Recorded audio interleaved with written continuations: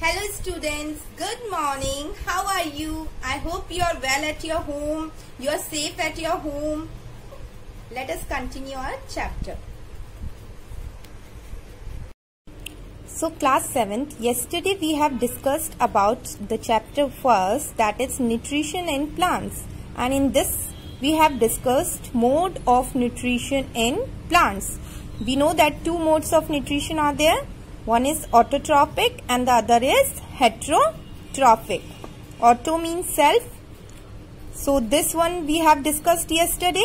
And in autotrophic, what we have discussed? We have discussed photosynthesis and why photosynthesis is necessary for plants. Okay. For this we have discussed one activity to show that sunlight is necessary for photosynthesis. Now we will continue our class with the activity second. And what the activity second is saying about? To show that only green parts of leaf can photosynthesize. सिर्फ green part of the leaf में ही photosynthesis की process हो सकती है. For this, take a two-colored leaf. Two coloured leaf लेनी है हमें, जिसमें थोड़ा सा पार्ट येलोइश हो और बाकी का पार्ट ग्रीनिश हो. लीव्स ऑफ कोलिस और हिबिस्कस प्लांट. ऐसी लीफ हमें किसकी मिलेगी? कोलिस या फिर हिबिस्कस प्लांट की. Bleach the leaf by first boiling it in water and then in alcohol. First we have to boil it in water and then we have to boil it in alcohol. The leaf gets decolorized. तो leaf का colour क्या हो जाएगा? वो colourless हो जाएगी. Wash the leaf with water and place it in a dish filled with dilute iodine solution. फिर हमें लीफ को वाटर से वॉश करना है और उसको एक ऐसी डिश में रखना है जिसके अंदर पहले से ही क्या हो? डाइल्यूट आयोडीन सॉल्यूशन हो.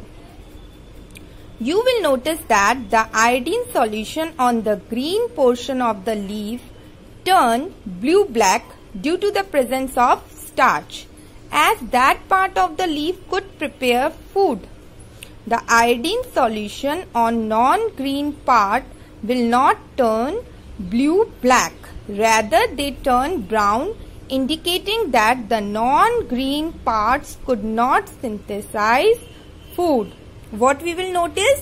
We will notice that only the green portion of the leaf will turn into blue-black, and जो green color का नहीं होगा portion, yellowish color का होगा, वो क्या होगा? वो blue-black में turn नहीं होगा. So only the green color has starch present in it, as that part of leaf could prepare food. और starch present होगा, it means only green part can prepare the food.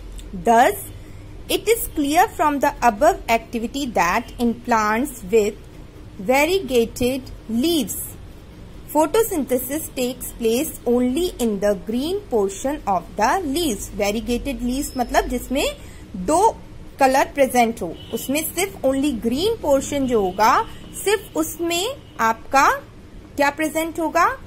Starch present होगा और उसी में ही photosynthesis की process होगी. Otherwise जो green colour का नहीं होगा, उस पार्ट के अंदर जो फोटोसिंथेसिस की प्रोसेस है वो नहीं होगी. Now we move to importance of photosynthesis. The process of photosynthesis has its own importance. It is the only natural process which utilizes sun's energy to prepare the food.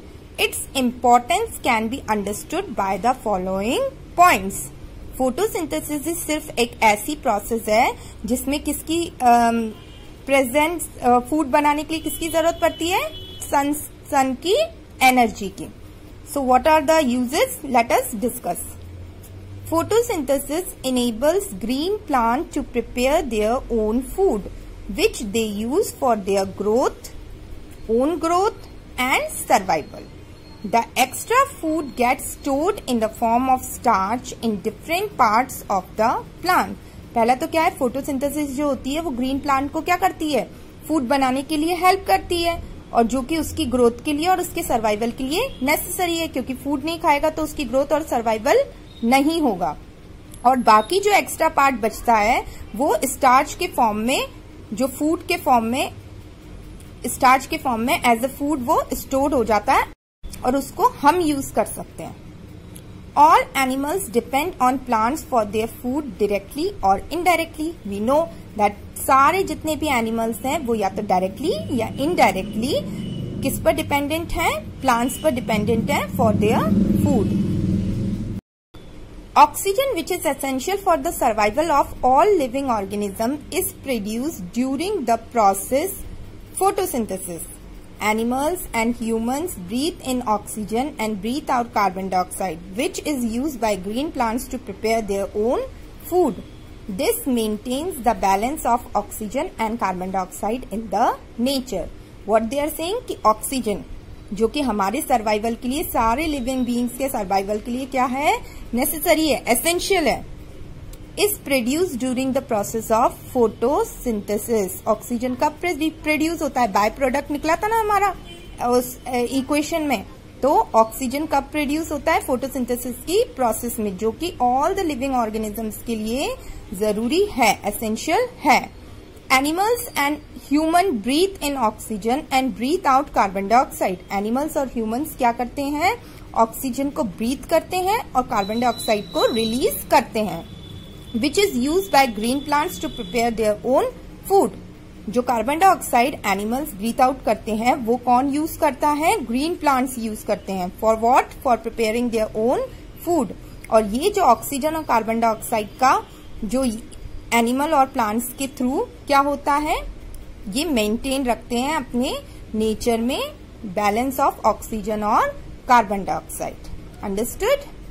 Now we move to next page, and what is written, in the absence of photosynthesis life will not be possible on the earth. planet earth पर without photosynthesis life possible नहीं है। Okay, this is the time to answer, and this you have to do it.